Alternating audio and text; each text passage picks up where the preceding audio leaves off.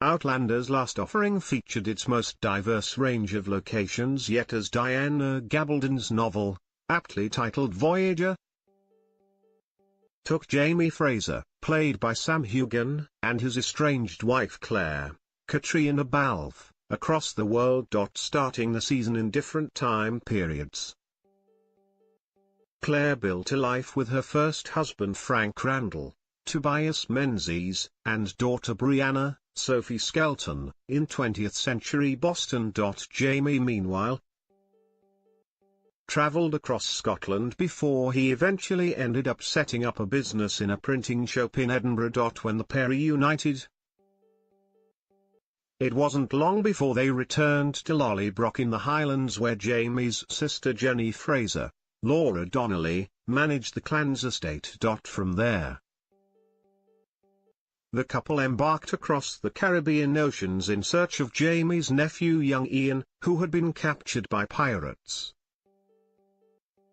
In scenes that were filmed by the cast in South Africa. Here are some of the most memorable locations the cast filmed at while on location in Scotland. Harvard University. When Claire and Frank moved to Boston, it was in line with the academic securing a teaching post at Harvard University in Boston. The production chose to replicate the iconic Ivy League American college with Glasgow University in Scotland. The university remains the fourth oldest in the English-speaking world and the second largest example of Gothic Revival architecture in Britain, having been established in 1451. Claire and Brianna can be seen walking through the famous pillars in the grounds in episode 5 titled Freedom and Whiskey. Ardsmuir Prison. Jamie's incarceration was an important aspect of the story of the third season,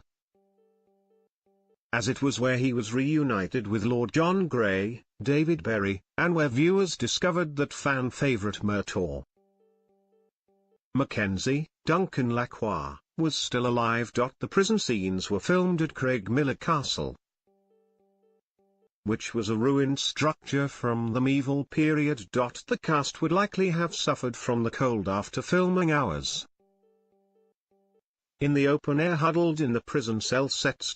Boston Park. The first 3 episodes of the third season featured a number of scenes showing Claire taking walks alone. In one, she is heavily pregnant with Brianna and suffers from an eerie moment of déjà vu as she hears a Scottish busker playing the bagpipes. Walking past,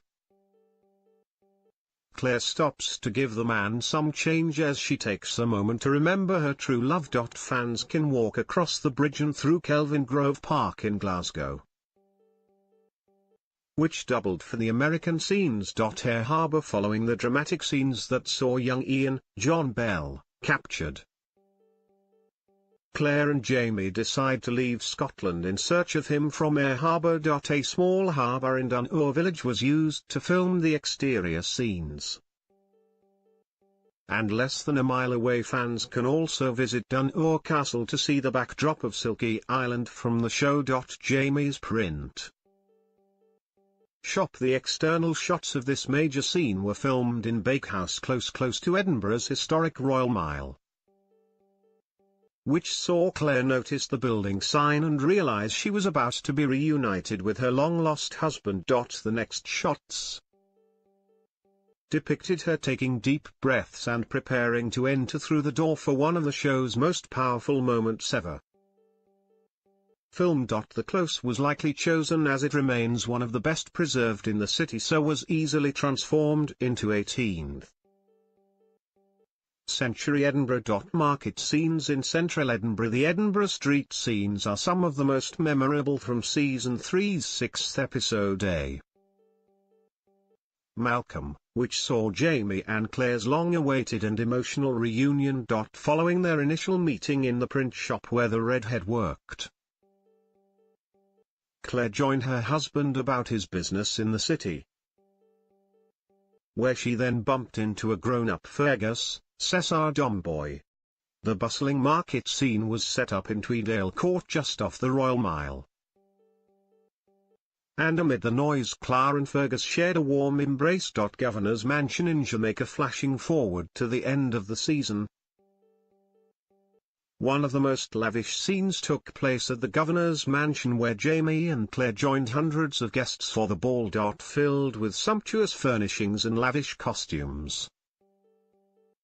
The crew decided that the majestic interior of the Signet Library was the only place appropriate to film. Fans can visit the library, which sits in the centre of Edinburgh, for a spectacular afternoon tea in the colonnades. Sandringham Estate, Hawkins Estate, Ellesmere and stables at Helwater. One of the grandest locations used during the course of the series was that of Helptoun House. Situated near South Queen's Ferry. The old architecture has been used for a number of different locations in the series, and the cast and crew have often filmed here. While the estate appears enormous and historical on the time travel series, in actual fact post-production have chosen to digitally erase some of the wings to make it look even smaller. Palace of Versailles / Helwater and Ellesmere. Gosford House is a lavish estate 30 minutes outside of Edinburgh. The family seat of the Charteris family.